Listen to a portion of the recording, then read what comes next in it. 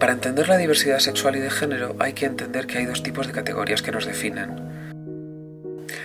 Las primeras son las categorías auténticas, que son las que intentan describir la enorme diversidad de la realidad, y las otras son las categorías espejo, que nos confunden y que obstaculizan que las personas reclamen sus derechos y que sean entendidas bien. La primera categoría es de las auténticas y es el cuerpo.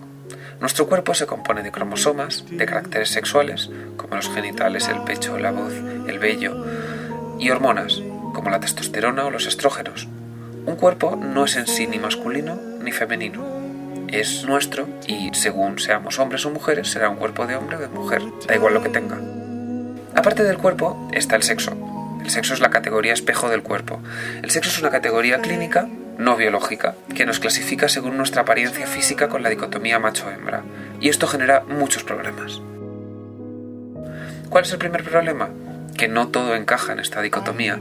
Hay más de 600 variedades de lo que se conoce como intersexualidad, no hermafroditismo, que eso es para el resto de animales. Es decir, la intersexualidad son configuraciones de cromosomas, caracteres sexuales y hormonas que no encajan en el modelo dicotómico que imponen los médicos. ¿Cuál es otro problema? Que en ocasiones las personas intersexuales, cuando son bebés, sufren mutilaciones y cirugías por parte de los médicos para hacerlos parecer de uno de estos dos modelos.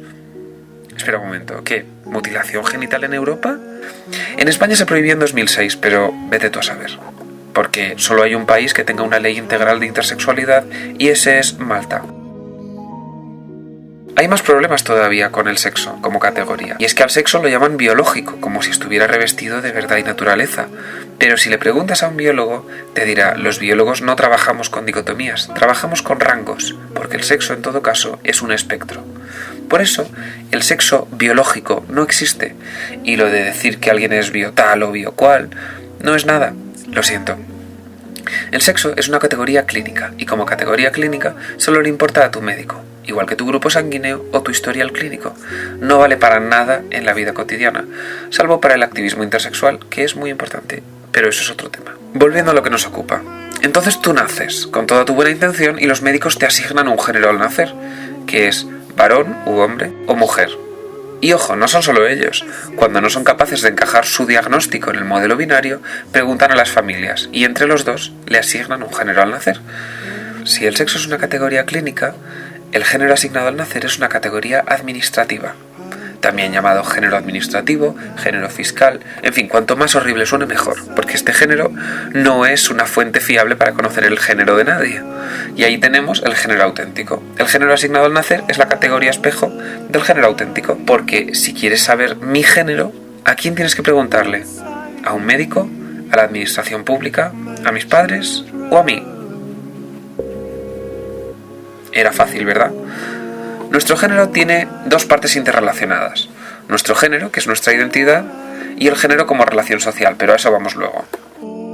Nuestro género puede coincidir o no con el que nos han asignado al nacer. Cuando coincide, eres cis. Cuando no coincide, eres trans. Y ya está. Esa es la definición de trans. Fin.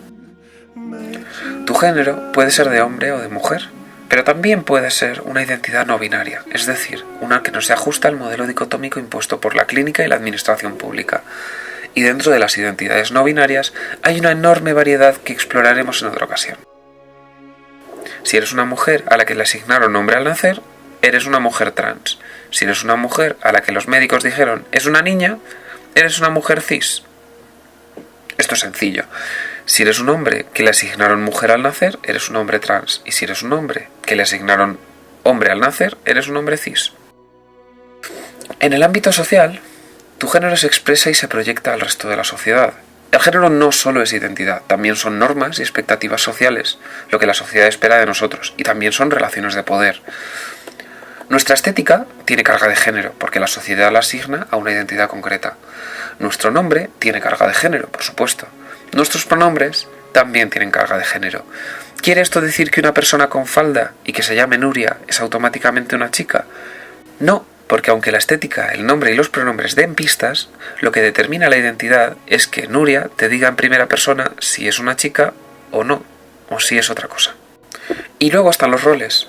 Los roles son las actitudes que se asocian a los géneros y que crean la desigualdad de género, y que por nuestra educación en sociedades patriarcales sí están ligados a nuestras identidades. Las mujeres tienen estos roles muy interiorizados, sean trans o no. Los hombres tienen muy interiorizados estos roles, sean trans o no. Es decir, que un hombre trans puede ser tan machista como un hombre cis. Y las mujeres trans sufren la misoginia y el patriarcado tanto como las mujeres cis, o más, pero esto no es una competición. Aclarado esto, cuando una persona trans descubre que lo es muy posible que sienta que necesita reajustar algunas partes, como su nombre, sus pronombres, su estética, sus hormonas o incluso sus genitales. No hay un único camino y todos son válidos, porque lo tiene que decidir cada persona según lo que necesite para sentirse bien. Y aquí llegamos al final. Si hasta ahora hablábamos de lo que somos, ahora hablamos de lo que nos gusta. A mí me gusta la limonada y no soy limonada, que yo sepa. Es bastante diferente, ¿verdad? Porque la gente se confunde y se piensa que ser trans es ser extra gay y cosas así. Es un desastre. De un lado tenemos la categoría espejo, la heteronormatividad. La heteronormatividad diseña la sociedad según la expectativa de que tenemos que ser heterosexuales y formar familias, y sitúa todo lo demás como desviaciones de la norma. La presunción de heterosexualidad, que es ser hetero hasta que se diga lo contrario, es lo que crea el armario. La heteronormatividad es la categoría espejo de la orientación afectivo-sexual, que es mucho más compleja y diversa. Para empezar, las personas no necesariamente sienten atracción sexual hacia otras, o no la sienten de la manera en que se entiende que es habitual.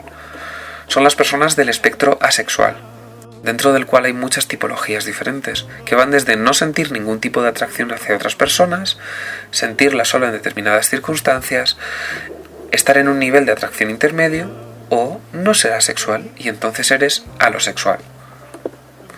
¿Por qué alosexual y no solo sexual? Porque las personas asexuales pueden tener libido y que éste no se proyecte sobre otras personas. Hay un sistema similar con la atracción romántica, que es la respuesta emocional que resulta en desear una relación romántica con alguien. Se puede ser aromántico, alorromántico y más categorías. Muchas personas asexuales sí experimentan atracción romántica y es desde el espectro asexual desde donde se ha señalado que hay diferencia entre una y otra.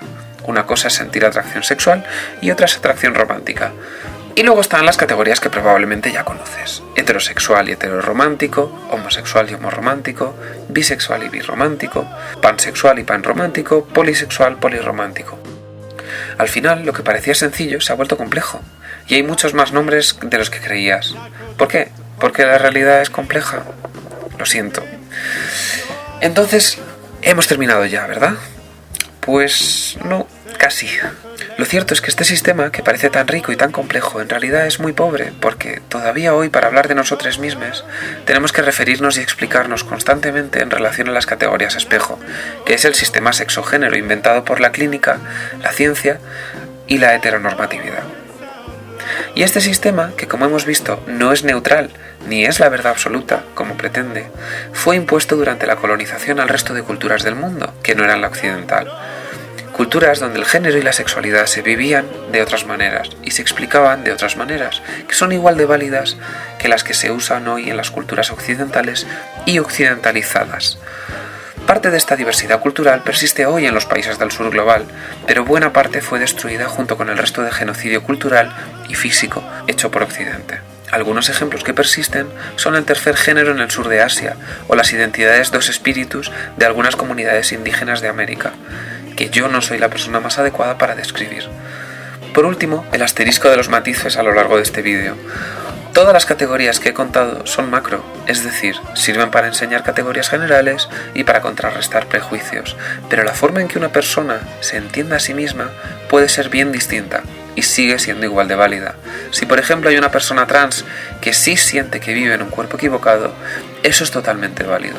Pero como discurso general, cuando los medios de comunicación enseñan que nuestros cuerpos están equivocados, las personas trans aprenden a odiar sus cuerpos y a pensar que son errores, cuando el error no está en sus cuerpos, sino en la transfobia y en la administración pública.